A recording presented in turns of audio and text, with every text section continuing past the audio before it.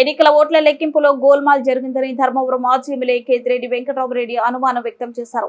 ఈ మేరకు ఓ వీడియోను విడుదల చేశారు. ఏపీ ఫలితాల సమయంలో 9:30 కల్లా టీవీలో టీడీపీకి 120 నుంచి 150 సీట్లు చూపించేవారు.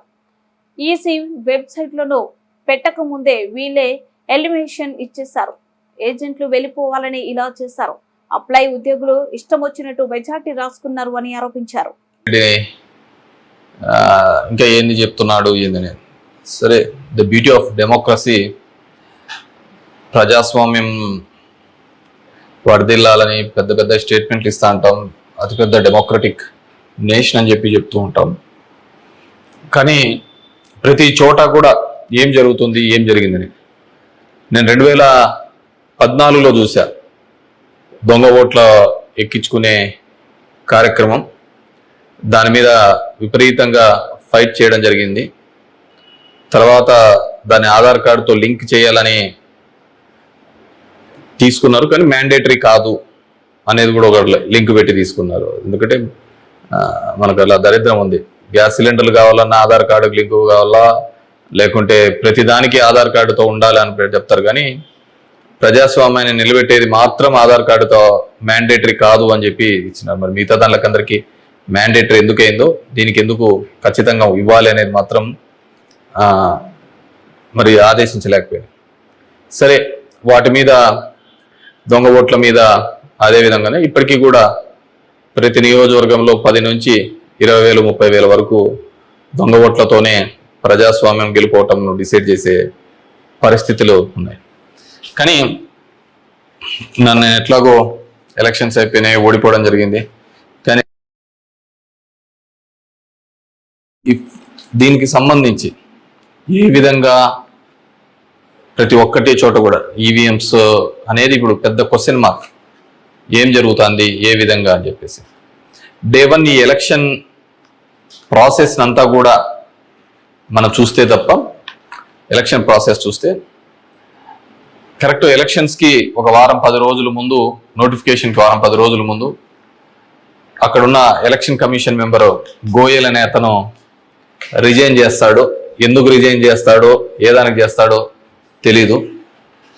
తర్వాత అంత ముందు వరకు ఉన్న ఒక చట్టం, ఒక ఎలక్షన్ కమిషన్లో ఒక మెంబర్ని అపాయింట్ చేయాలన్న దానికి ప్రధానమంత్రి, ప్రతిపక్ష నాయకుడు, చీఫ్ జస్టిస్ ఆఫ్ ఇండియా ఈ ముగ్గురు సమక్షంలో ఎన్నుకోవాల్సిన దాన్ని మళ్ళీ ఒక కొత్త చట్టం తీసుకొని వచ్చి ప్రతిపక్ష నాయకుడు, ప్రధానమంత్రి, క్యాబినెట్ సహచరుడు అని పెట్టి తీసుకొని వచ్చి ఒక కొత్త వ్యక్తిని తీసుకొని రావడం జరిగింది. అది మనం అందరం కూడా చూడడం జరిగింది. కానీ ఏం చేస్తారంటే బ్యూటీ ఆఫ్ డెమోక్రసీ, ఏ విధంగా కావాలంటే వాళ్ళ ఆ విధంగా చేయడం జరిగింది. ఈరోజు నేను కొన్ని ఉదాహరణలతో, నేను ఆంధ్రప్రదేశ్ దీని గురించి మాట్లాడితే మీరు ఇట్లా ఓడిపోయినారు కాబట్టి ఏమైనా చెప్తా అంటారు, ఏమైనా మాట్లాడుతూ అంటారు, ఏం అప్పుడు లేదా ఇప్పుడు లేదా అని కూడా మాట్లాడుతూ ఉంటారు.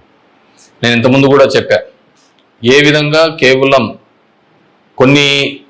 ఒకటి మాత్రమే ప్రశాంత్ కిషోర్ ఏ విధంగా చెప్తాడు, కేకే సర్వే అనే వాళ్ళు ఏ విధంగా చెప్తారు, లేకుంటే అశ్విని దత్ అనే అతను ఏ విధంగా చెప్తాడు 160 అని చెప్పేసి. ఎందుకంటే ప్రజల నాడి ఎవరికి దొరకలేదు, అందలేదు అనేది వాస్తవం.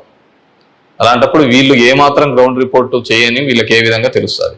వన్ థింగ్ ఏదైనప్పటికీ కూడా నేను కొన్ని పత్రికల్లో వచ్చిన ఆర్టికల్స్, అదేవిధంగా మిగతా దానిలోకి వచ్చిన ఆర్టికల్స్ని దృష్టిలో ఉంచుకొని మీ ముందు కొన్ని ఉదాహరణలు తీసుకొని రావదలుచుకున్నాను. ఇక్కడ చూసినామంటే తమిళనాడు రాష్ట్రంలో తిరువల్లూరు నియోజకవర్గంలో ఇది పార్లమెంట్ వైజ్గా నేను చెప్తున్నాను,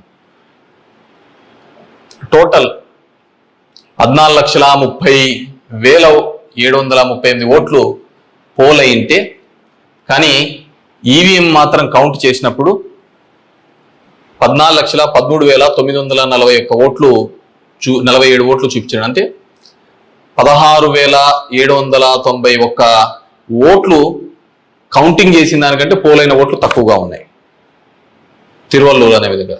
అదేవిధంగా అస్సాంలో చూస్తే 10,760 ఓట్లు తగ్గినాయి. అంటే వీళ్ళు కౌంట్ చేసిన దానికి వీళ్ళు ఈవీఎంలో ఇచ్చిన దానికి పోలింగ్ అయిన దానిలోకి చూస్తే పోలింగ్ అయినది చూస్తే 12,40,306 అయితే ఈవీఎంలో కౌంట్ చేసిన దానిలకు 12,29,546 ఓట్లు ఉన్నాయి, 10,760.